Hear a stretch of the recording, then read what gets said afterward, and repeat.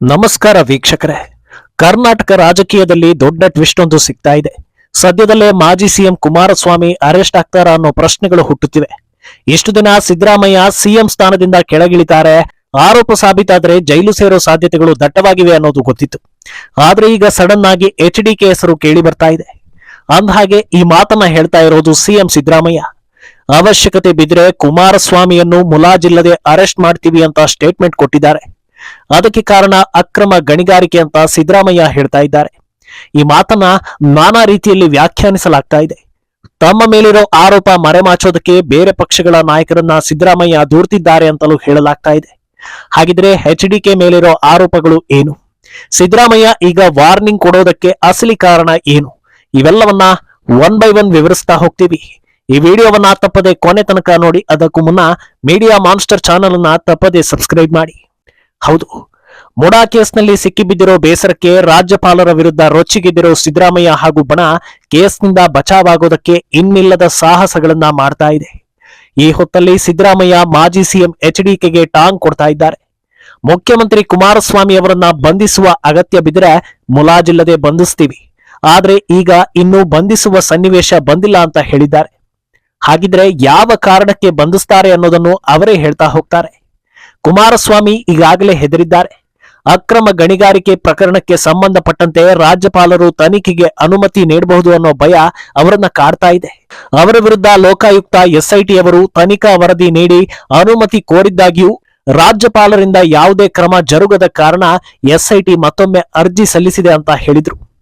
ಅಲ್ಲದೆ ಪ್ರಕರಣದಲ್ಲಿ ವಿಳಂಬ ಧೋರಣೆ ಅನುಸರಿಸ್ತಾ ಇರೋ ರಾಜ್ಯಪಾಲರು ನನ್ನ ವಿರುದ್ಧ ಮಾತ್ರ ಯಾವುದೇ ತನಿಖಾ ವರದಿಯನ್ನ ಆಧರಿಸದೆ ಪ್ರಾಸಿಕ್ಯೂಷನ್ಗೆ ಅನುಮತಿ ನೀಡಿದ್ದಾರೆ. ಇದು ತಾರತಮ್ಯ ಅಲ್ಲದೆ ಇನ್ನೇನು ಅಂತ ಗವರ್ನರ್ ವಿರುದ್ಧ ಕಿಡಿಕಾರಿದ್ರು. ಸಿದ್ದರಾಮಯ್ಯ ಹೇಳಿಕೆ ಬರ್ತಾ ಇದ್ದ ಹಾಗೆ ಕೆಂಡವಾದ HDK ಸಿದ್ದು ಮಾತಿಗೆ ತಿರುಗೇಟು ಕೊಟ್ರು.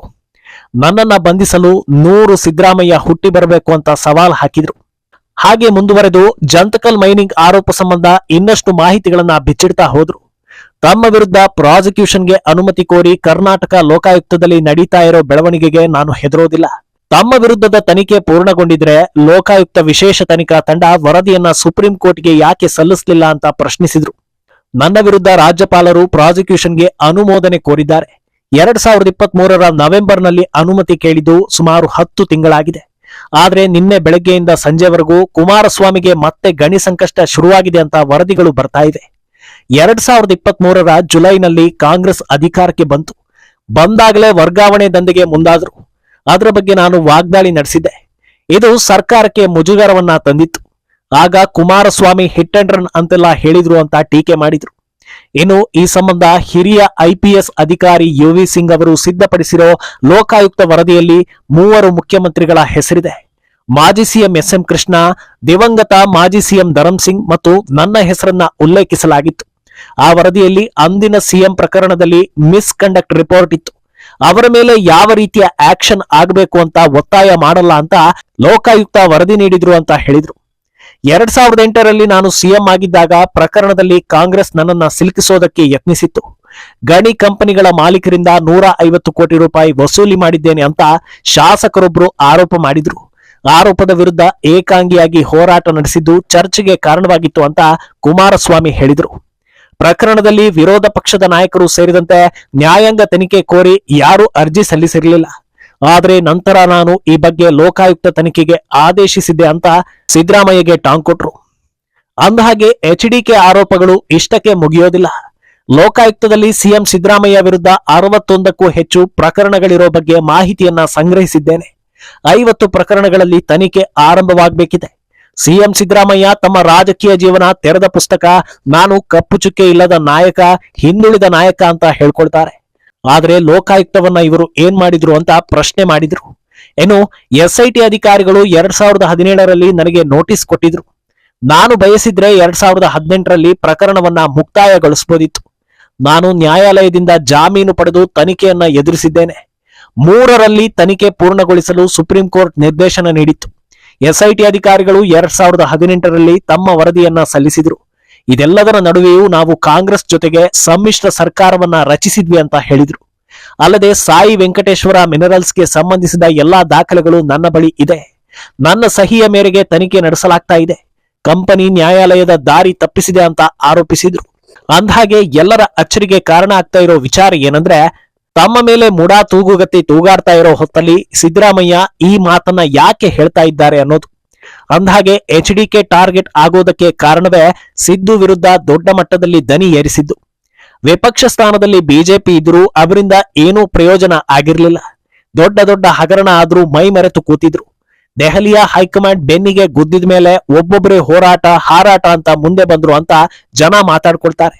ಆದ್ರೆ HDK ಮಾತ್ರ ಫುಲ್ ಆಕ್ಟಿವ್ ಆಗಿ ಸಿದ್ದು ವಿರುದ್ಧ ತೊಡೆ ತಟ್ಟಿ ನಿಂತಿದ್ರು. ಇದೇ ಕಾರಣಕ್ಕೆ ಹಳೆ ಆರೋಪಗಳನ್ನ ಹೇಳೋ ಮೂಲಕ ಸಿದ್ದರಾಮಯ್ಯ ಸೇಡು ತೀರಿಸಿಕೊಳ್ಳೋದಕ್ಕೆ ಯತ್ನಿಸ್ತಾ ಇದ್ದಾರೆ ಅಂತ ಹೇಳಲಾಗ್ತಾ ಇದೆ. ಅಂದಹಾಗೆ ಕೇವಲ HDK ಮಾತ್ರವಲ್ಲ, ಇನ್ನೊಂದು ಕಡೆ BSY ಮೇಲಿನ ಪೋಕ್ಸೋ ಆರೋಪದ ಬಗ್ಗೆಯೂ ಕೂಡ ಆಗಾಗ ಸಿದ್ದರಾಮಯ್ಯ ತೂಟಿ ಬಿಡ್ತಾ ಇದ್ದಾರೆ. ಕರ್ನಾಟಕದ ಪಾಲಿಗೆ 3 ಪಕ್ಷಗಳ 3 ಮಾಸ್ ಲೀಡರ್ಗಳು ಅಂದ್ರೆ BSY, HDK ಹಾಗೂ ಸಿದ್ದರಾಮಯ್ಯ. ಇಷ್ಟು ದಿನ ಸಿದ್ದರಾಮಯ್ಯ ಬಿಟ್ಟು ಬೇರೆ ಎಲ್ಲರ ಮೇಲೂ ಆರೋಪಗಳು ಇದ್ದಿದ್ರಿಂದ ಪದೇ ಪದೇ ಟಾಂಗ್ ಕೊಡ್ತಾ ಇದ್ರು. ಆದ್ರೀಗ ಮುಡಾ ಕೇಸ್ ಹಿಂಡಿ ಹಿಪ್ಪೆ ಮಾಡ್ತಾ ಇದೆ. ಕೂತಲ್ಲಿ ನಿಂತಲ್ಲಿ ಸಿದ್ದು ವರ್ಚಸ್ಸು ಕಮ್ಮಿ ಆಗ್ತಾ ಇದೆ ಅನ್ನೋ ಮಾತುಗಳು ಮಾರ್ದನಿಸ್ತಾ ಇವೆ. ಈ ಹೊತ್ತಲ್ಲಿ ಸೈಲೆಂಟ್ ಆಗಿದ್ರೆ ಸಂಪೂರ್ಣವಾಗಿ ಸೈಲೆಂಟ್ ಮಾಡ್ತಾರೆ. ಆದ್ರಿಂದ ಇತರರ ಮೇಲಿನ ಆರೋಪಗಳನ್ನ ಹೇಳೋ ಮೂಲಕ ಮುಡಾ ಕೇಸನ್ನ ಸ್ವಲ್ಪ ಮರೆಮಾಚೋ ಯತ್ನ ಮಾಡ್ತಾ ಇದ್ದಾರೆ ಅಂತ ಹೇಳಲಾಗ್ತಾ ಇದೆ. ಸಿದ್ದರಾಮಯ್ಯ ಸಮರ್ಥನೆ ಮಾಡ್ಕೊಳ್ಳೋದ್ರಲ್ಲಿ ಎಕ್ಸ್ಪರ್ಟ್ ಅನ್ನೋದು ಗೊತ್ತೇ ಇದೆ. ಗವರ್ನರ್ ಪ್ರಾಸಿಕ್ಯೂಷನ್ಗೆ ಆದೇಶ ನೀಡ್ತಾ ಇದ್ದ ಹಾಗೆ ಎಲ್ಲರ ಬಾಯಲ್ಲಿ ಬಂದ ವಿಚಾರ ಒಂದೇ. ರಾಜ್ಯಪಾಲ ಹಂಸರಾಜ್ ಭಾರದ್ವಾಜ್ ಅವರು ಪ್ರಾಸಿಕ್ಯೂಷನ್ಗೆ ಅನುಮತಿ ನೀಡಿದ್ದಾಗ BS ಯಡಿಯೂರಪ್ಪ ಅವರು ಮುಖ್ಯಮಂತ್ರಿ ಸ್ಥಾನಕ್ಕೆ ರಾಜೀನಾಮೆ ನೀಡಿರ್ಲಿಲ್ವಾ? ಈಗ ಸಿದ್ದರಾಮಯ್ಯ ಯಾಕೆ ರಾಜೀನಾಮೆ ನೀಡ್ತಾ ಇಲ್ಲ ಅಂತ ಇದನ್ನೇ ವಿಪಕ್ಷ ನಾಯಕ ಅಶೋಕ್ ಕೂಡ ಹೇಳಿದ್ರು. ಆದ್ರೆ ಅದಕ್ಕೂ ಟಾಂಗ್ ಕೊಡೋ ಸಿದ್ದರಾಮಯ್ಯ ರಾಜ್ಯಪಾಲ ಹಂಸರಾಜ್ ಭಾರದ್ವಾಜ್ ಅವರು ರಾಚೇನಹಳ್ಳಿ ಡಿನೋಟಿಫಿಕೇಶನ್ ಹಗರಣಕ್ಕೆ ಸಂಬಂಧಿಸಿದಂತೆ ಪ್ರಾಸಿಕ್ಯೂಷನ್ಗೆ ಅನುಮತಿ ನೀಡಿದ್ದು 2011 ಜನವರಿ 21ರಂದು. ಅವರ ವಿರುದ್ಧ ಅರ್ಜಿದಾರರು ನೀಡಿದ್ದ 1600 ಪುಟಗಳ ಪ್ರಬಲ ದಾಖಲೆಗಳ ಸಾಕ್ಷ್ಯ ಕೂಡ ಇತ್ತು. ಹಾಗಿದ್ರೂ ಯಡಿಯೂರಪ್ಪನವರು ಮುಖ್ಯಮಂತ್ರಿ ಸ್ಥಾನಕ್ಕೆ ರಾಜೀನಾಮೆ ನೀಡಿರಲಿಲ್ಲ. ಅಶೋಕ್ ಅವರೇ ಆ ಕಾಲದಲ್ಲಿ ನೀವೇ ಅಲ್ವಾ ಯಡಿಯೂರಪ್ಪನವರು ರಾಜೀನಾಮೆ ಯಾಕೆ ನೀಡಬೇಕು ಅಂತ ಪ್ರಶ್ನೆ ಮಾಡಿದವರು. ಈಗ ಯಾವ ನಾಲ್ಗೆಯಲ್ಲಿ ನನ್ನ ರಾಜೀನಾಮೆ ಕೇಳ್ತಿದ್ದೀರಿ ಅಂತ ಟಾಂಗ್ ಕೊಟ್ರು. ಅರ್ಥಾತ್ ಸದ್ಯಕ್ಕಂತೂ ನಾನು ರಾಜೀನಾಮೆ ನೀಡೋದಿಲ್ಲ ಅನ್ನೋದನ್ನ ಮತ್ತೊಮ್ಮೆ ಹೇಳಿದ್ರು. ಅಂದ್ಹಾಗೆ ಸಿದ್ದರಾಮಯ್ಯ ವಿಚಾರ ಹೈಕಮಾಂಡ್ಗೆ ಕಗ್ಗಂಟಾಗಿದೆ. ಆದ್ರೆ ಅವರ ಅದೃಷ್ಟ ಅನ್ನೋ ಹಾಗೆ ಕರ್ನಾಟಕದಲ್ಲಿ ಬಿಜೆಪಿ ಸ್ಟ್ರಾಂಗ್ ಇಲ್ಲ ಅನ್ನೋದು ವರವಾಗಿದೆ. ಕೇಂದ್ರದವರಿಗೆ 100 ವಿಚಾರ ಇರೋದ್ರಿಂದ ಕೇವಲ ಸಿದ್ದರಾಮಯ್ಯ ವಿಷಯವನ್ನ ಕಾನ್ಸಂಟ್ರೇಟ್ ಮಾಡೋದಕ್ಕೆ ಸಾಧ್ಯವಾಗ್ತಾ ಇಲ್ಲ.